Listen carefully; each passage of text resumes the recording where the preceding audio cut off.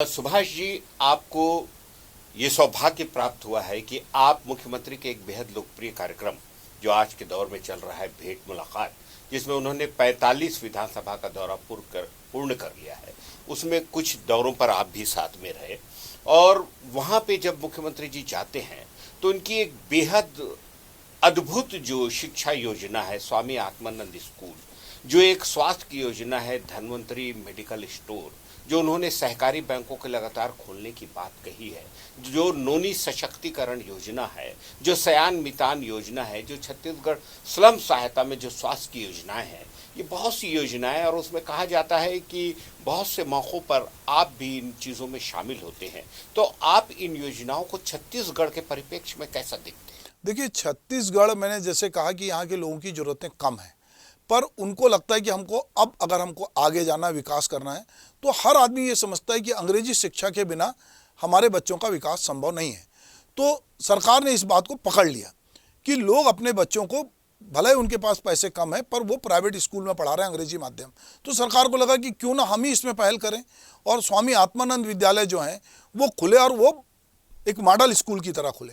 तो धीरे धीरे लोगों का रुझान देखकर, पहले ये था कि शहरी क्षेत्र में खोलेंगे सिर्फ जिला मुख्यालय में, तो 24 जिला मुख्यालय में खोलेंगे, फिर 28 में, फिर हुआ कि 32 में खोलेंगे। अब धीरे धीरे विधायकों की मांग बढ़ने लगी, तो आज उनकी संख्या 100 से ऊपर चली गई। तो ये अंग्रेजी के प्रति एक प्रकार का जो क्रेज़ है पूरे समाज में, कि लोगों को लगता है ये अंतर्राष्ट्रीय भाषा है और इसको सीखना जरूरी है। पर भूपेश बघेल को ये लगा कि कहीं ऐसा ना हो कि हमारे अंग्रेजी प्रेम की बात हो, तो उन्होंने छत्तीसगढ़िया को भी रखा, उन्होंने संस्कृत को भी रखा।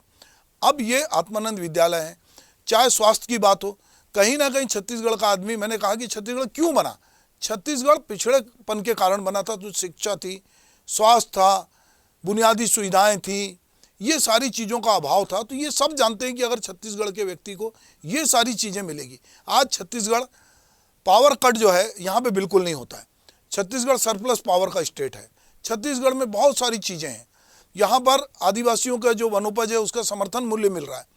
तो न केवल किसान को बल्कि आदिवासी को और जो समाज के जितने कमज़ोर तबके के लोग हैं उन पर विशेष ध्यान दिया जा रहा है।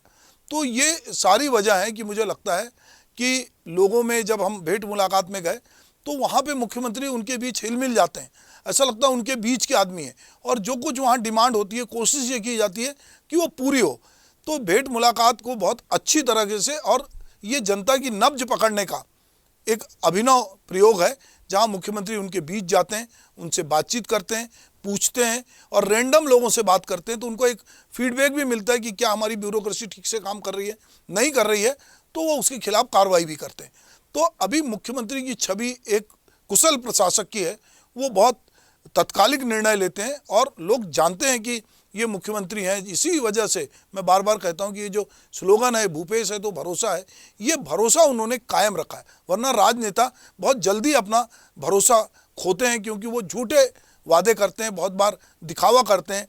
यहाँ पर कोई छल कपट दिखावा नहीं है, ये ज़मीनी आदमी है, और ज़मीन से जुड़े रहकर ही वो जानते हैं कि अगर मैं ज़मीन से जुड़ा रहूँगा तभी मैं कांग्रेस की जो डूबती नैया है पूरे देश में, उसको कम से कम छत्तीसगढ़ में तो बचा पाऊँगा।